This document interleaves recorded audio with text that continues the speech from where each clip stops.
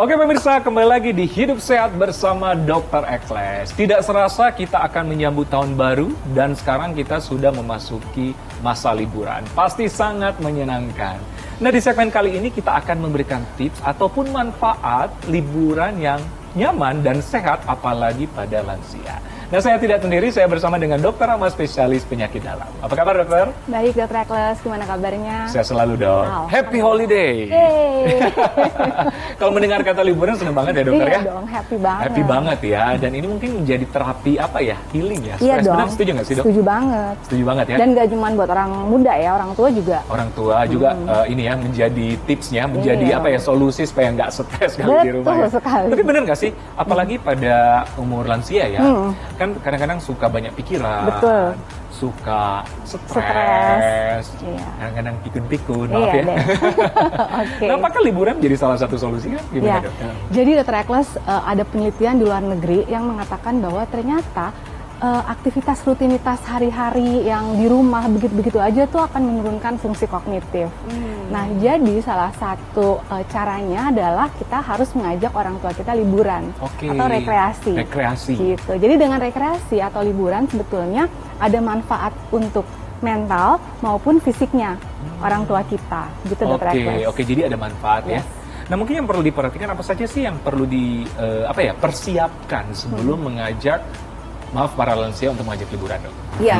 Jadi gini, kalau lansia itu kan memang mereka rata-rata ya Dr. Ekles sudah punya penyakit-penyakit kronik nih, gitu. Apakah ada yang punya diabetes, hipertensi, atau bahkan mungkin ada riwayat stroke dan lain-lain. Nah, nomor satu sebelum kita mau ngajak orang tua kita jalan-jalan, pastikan dulu mereka dalam kondisi sehat.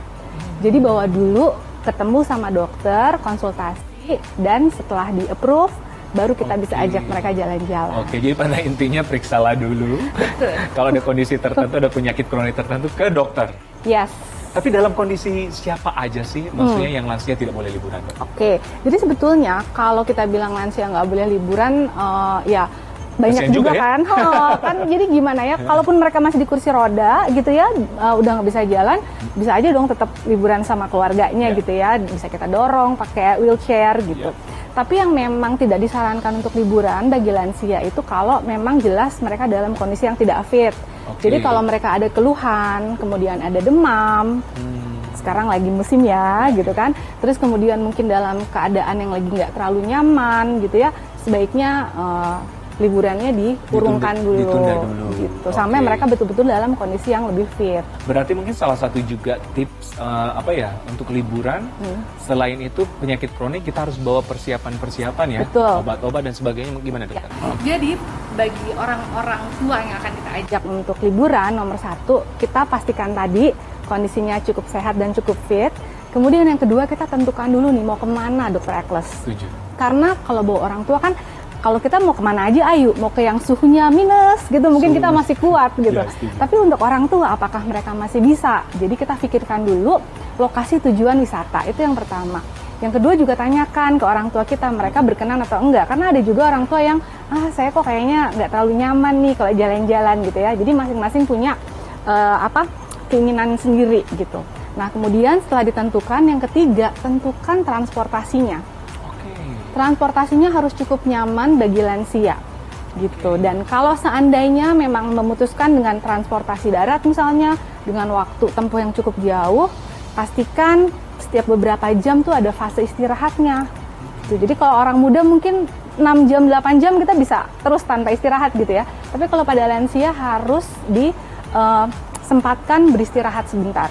Gitu, supaya mereka juga bisa meluruskan kakinya, karena kan kalau duduk kelamaan orang tua misalnya gitu kan mereka ya ada risiko-risiko seperti pembuluh darahnya tersumbat dan lain-lain gitu kan Dr. Ekles. Jadi memang harus disesuaikan dengan kondisi yang para orang tua kita yang kita bawa ya. Nah dokter, mungkin pemirsa ingin tahu perlengkapan apa saja sih yang harus kita bawa dokter?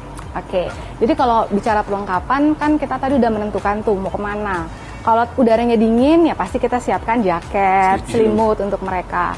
Kemudian kalau ke tempat yang agak mungkin panas gitu ya kita sesuaikan juga baju-baju dan keperluannya mereka.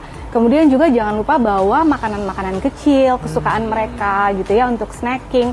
Atau mungkin boleh juga tuh disiapin seperti Pampers. Seandainya misalnya jarak tempuhnya cukup panjang jauh. dan kita nggak punya tempat untuk buang air gitu ya, jadi lebih baik kita siapkan Pampers. Nah terakhir mungkin ada obat-obat dok, ada nggak obat-obat tertentu ya kadang-kadang ya mau tidak mau kita tidak pikirkan, tapi mungkin lewat pemirsa menonton ini, harus obat ini harus dibawa dok ya? Ya. Jadi kalau untuk obat-obatan, selain dengan obat-obat rutin yang memang sudah dikonsumsi oleh orang tua kita juga sebaiknya membawa obat-obat emergency. Nah, obat-obat emergency itu apa aja? Biasanya kalau kita liburan, pola makan berubah dong, Dr. Eccles. Nah, seringkali tuh muncul yang namanya traveling diary, bener nggak? Yeah. Jadi diare mungkin karena asupan makanannya nggak biasa gitu. Jadi siapkan obat-obat untuk diare, siapkan obat-obat untuk gangguan pencernaan seperti mual, muntah, mah, betul. Dan kemudian juga siapkan juga obat-obat penurun demam, obat-obat anti nyeri gitu ya. Kemudian kotak P3K juga perlu tuh kan, kadang-kadang lagi seru-seru terus tiba-tiba ada ya jangan sampai jatuh ya. Nah itu ya itu yang paling nggak boleh juga tuh pada lansia, kita harus hindari jatuh pada mereka ya. Tapi kalau seandainya terjadi hal yang tidak diinginkan, kita punya kotak P3K gitu. Jadi selain tadi juga sebaiknya kita bawa juga tuh, misalnya orang tua kita ada asma, jangan lupa bawa inhalernya gitu. Dan juga artinya obat-obatan rutin tadi harus selalu ada di tas orang tua kita. Setuju. Nah ini paling terakhir nih, paling terakhir bagi pemirsa yang akan jalan-jalan atau holiday dan membawa orang tua atau lansia, apa sih yang kita harus perhatikan sebagai yang menjaga atau mengurus ataupun yang bareng dengan orang tua kita? Jadi yang diperhatikan pada saat mereka melakukan rekreasi bersama kita, nomor satu, perhatikan pola makannya. Kalau bisa pola makannya tidak terlalu berbeda untuk segi waktunya ya Dr. Eccles dengan waktu yang biasa mereka lakukan di rumah. Yang kedua juga pola tidurnya.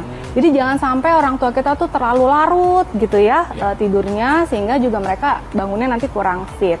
Kemudian perhatikan juga ada nggak sih keluhan-keluhan seperti ada batuk lah, atau sesak nafas, atau apa yang mungkin mereka nggak mau keluhkan sama kita ya gitu. Jangan lupa, ini juga nggak kalah penting. Apa tuh dok?